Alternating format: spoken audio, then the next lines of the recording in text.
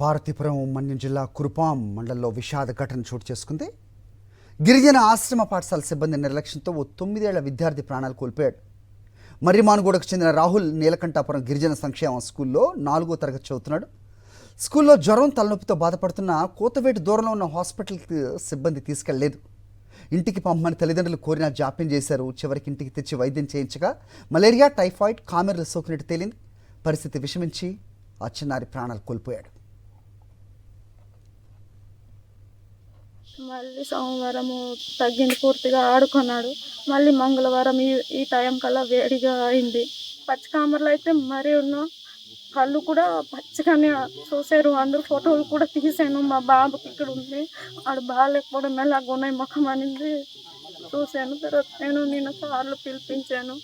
ఏం సార్, నేను బాబు తీసుకెళ్తాను, మా పెద్దోడు అయిపోయించండి, బాగున్నాడు కదా, నేను నా బాబుకి తీసుకెళ్తాను, చిన్నోడికి టెస్టులు చేపిస్తాను అని అంటే రేపు ప్రోగ్రామ్ ఉంది అనేసి ఎందుకు పంపించలేదని సార్లు కూడా నేను గట్టిగా అడిగాను.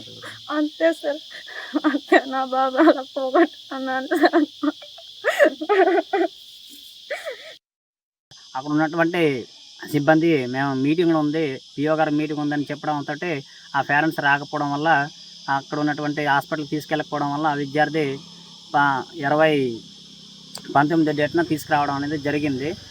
ఆ విద్యార్థి ఇక్కడ తీసుకురావడం వడదెబ్బతోటి, అలాగే సరైన వైద్యం అందకపోవడం వల్ల ఆ విద్యార్థి అనేది చనిపోవడం జరిగింది. అలాగే హాస్పిటల్ తీసుకుంటే ఆ విద్యార్థి అనేది బతికే ఉండేది. మరి కాబట్టి మిగతా విద్యార్థులు కూడా ప్రతి స్కూల్లో కూడా ఇలాంటి సంఘటనలు జరగకుండా ప్రతి ఆశ్రమ పాఠశాలలో నియమించే విధంగా ప్రభుత్వం కూడా, కూటమి ప్రభుత్వం ఈ విధంగా చర్య తీసుకుంటే మంచిదని మేము అభిప్రాయపడుతున్నాం.